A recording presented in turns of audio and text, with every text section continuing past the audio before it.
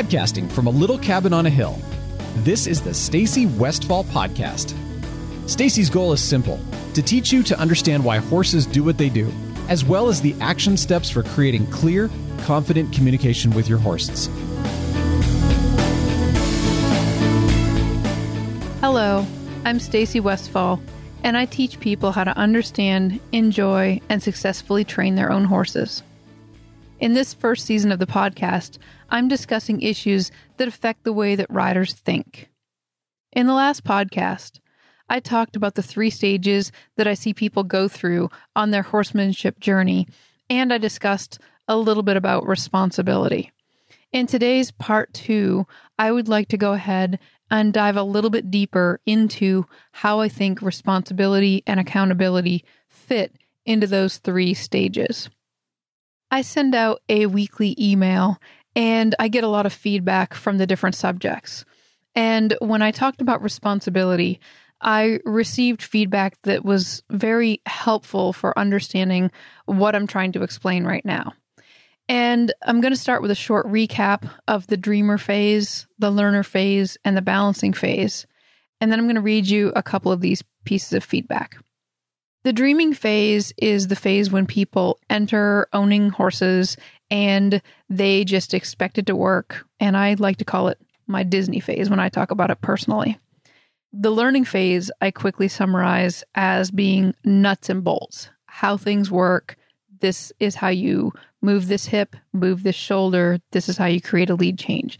And that's the nuts and bolts.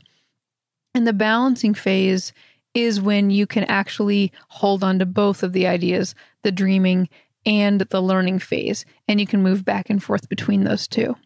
In a discussion of responsibility, the interesting thing is that there is some resistance in people who are unaware that they're afraid of giving up that dreaming phase and moving all to nuts and bolts.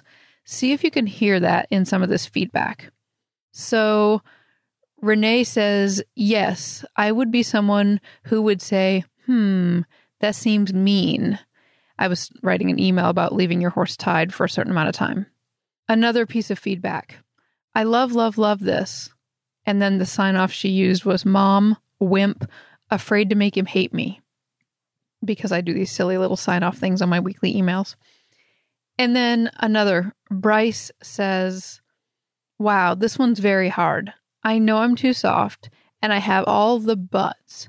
My guy was abused and severely neglected. He's doing great now, but I think that it's partly because that he's being treated fairly by me. I don't know if I could tie my horse up for an hour. I've ridden him alone.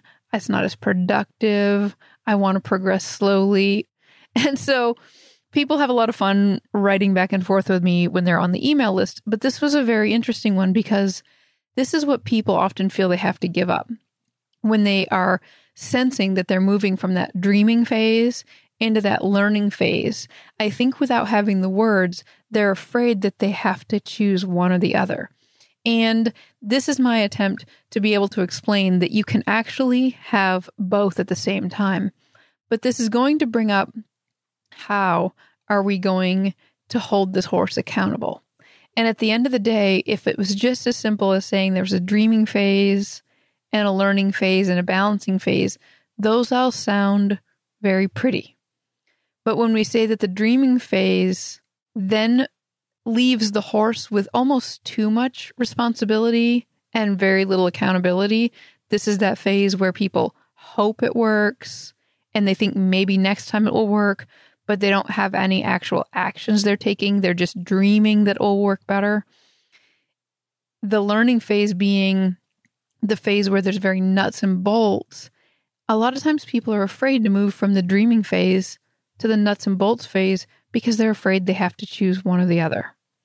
And inside of that, it also means, what does this mean for my accountability with the horse and whose responsibility is this? So in the dreaming phase, the responsibility ends up ultimately all with the horse because people think it's going to magically work. So therefore, the responsibility is actually all on the horse to magically work. This is why when I was younger, I experienced a lot of frustration because my horse didn't act like the black stallion. And so, therefore, something wasn't working. When we move into the learning phase, the responsibility actually shifts completely, typically over to the rider, and the rider then feels like they're 100% responsible for whatever happens. And so in that phase, the rider's actually making themselves completely responsible. When we talk about accountability, in that dreaming phase, the horses had no accountability. They had us hoping, but if it didn't work, it just didn't work. In the learning phase, when we pick up the fact that we're going to be responsible, we're then not sure what that means as far as how we're going to hold that horse accountable. And then in the fear of how we're going to hold that horse accountable, because there's going to end up being consequences, we intuitively know that when, even in human relationships, when there are consequences for the actions, when people are held accountable, that not everybody likes that. And the same is true for horses. You're going to find some horses that are real easygoing and they accept, the things that they learn and they understand, and they might ask some questions, but they're not really that pushy about it. And then you're going to get the ones that are more naturally confident and they're going to say, yeah, but what about this? And that pushback from the horse, because that's just naturally who they are. Watch them in the herd and you'll actually know a lot about the horse you're going to work with.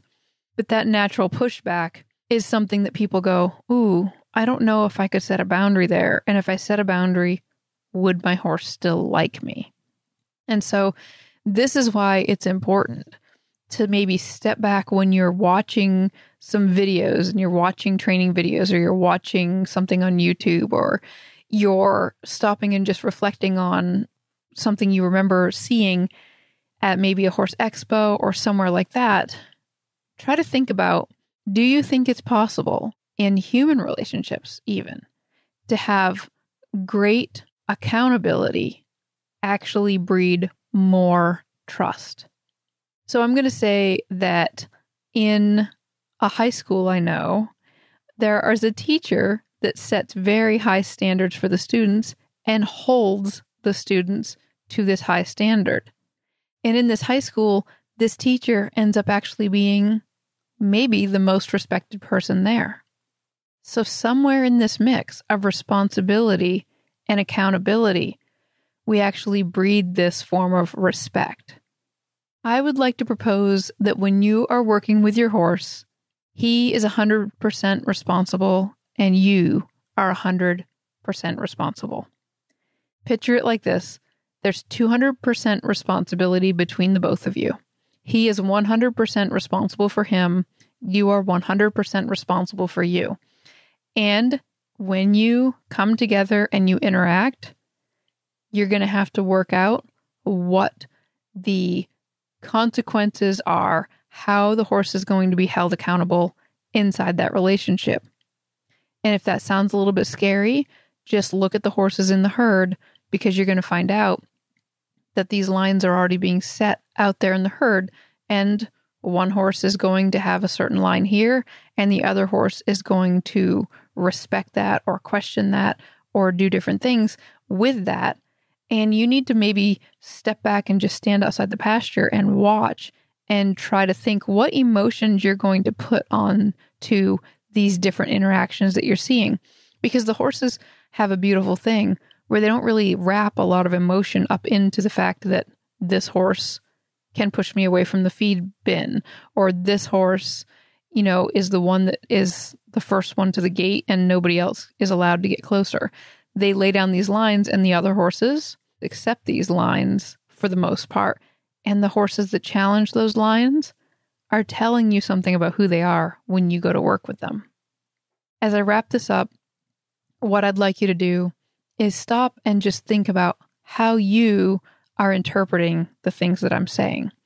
When I talk to you about the dreaming stage, the learning stage, the balancing stage, when I bring up words like responsibility and accountability and respect, how do those words fit in with what you're experiencing with your horse?